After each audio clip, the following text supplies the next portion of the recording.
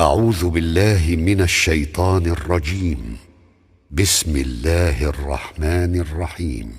قال الذي آمن يا قوم اتبعون أهدكم سبيل الرشاد. يا قوم إنما هذه الحياة الدنيا متاع وإن الآخرة هي دار القرار.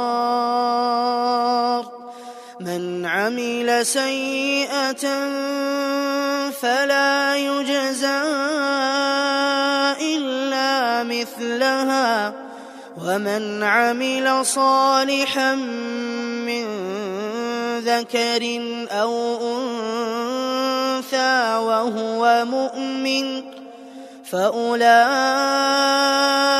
يدخلون الجنة يرزقون فيها بغير حساب. ويا قوم ما لي أدعوكم إلى النجاة وتدعونني إلى النار.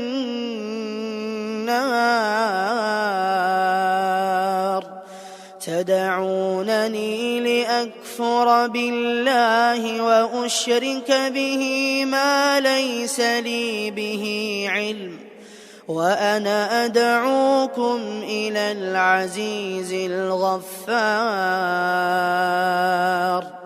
لا جرم أن ما تدعونني إليه ليس له دعوة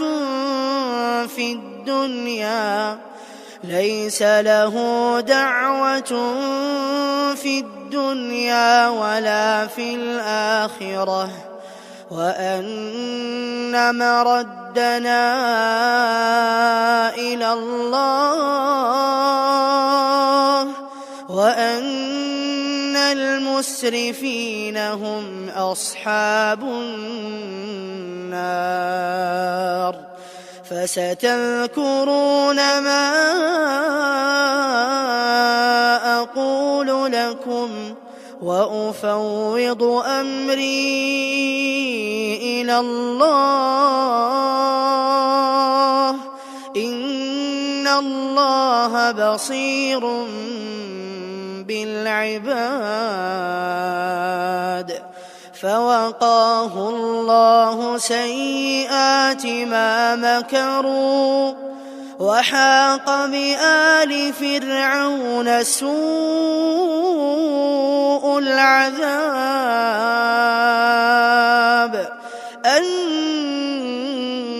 النار يعرضون عليها غدوا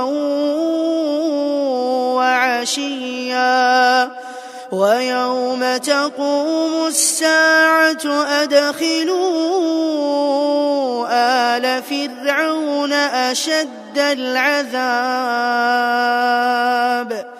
وإذ يتحاجون في النار فيقول الضعفاء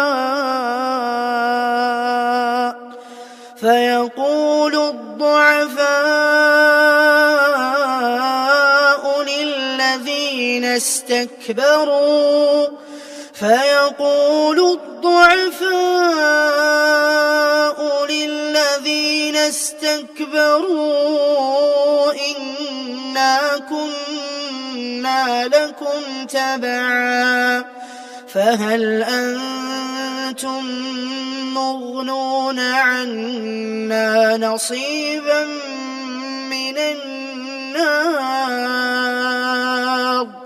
قال الذين استكبروا إنا كل فيها إن الله قد حكم بين العباد. وقال الذين في النار لخزنة جهنم إنما ادعوا ربكم يخفف عنا يوما من العذاب. قالوا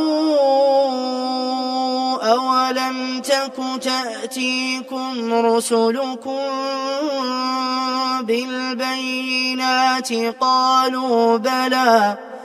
قالوا فادعوا وما دعاء الكافرين إلا في ضلال.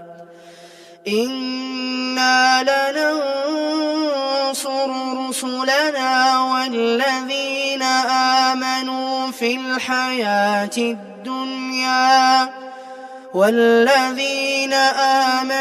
في الحياة الدنيا ويوم يقوم الأشهاد،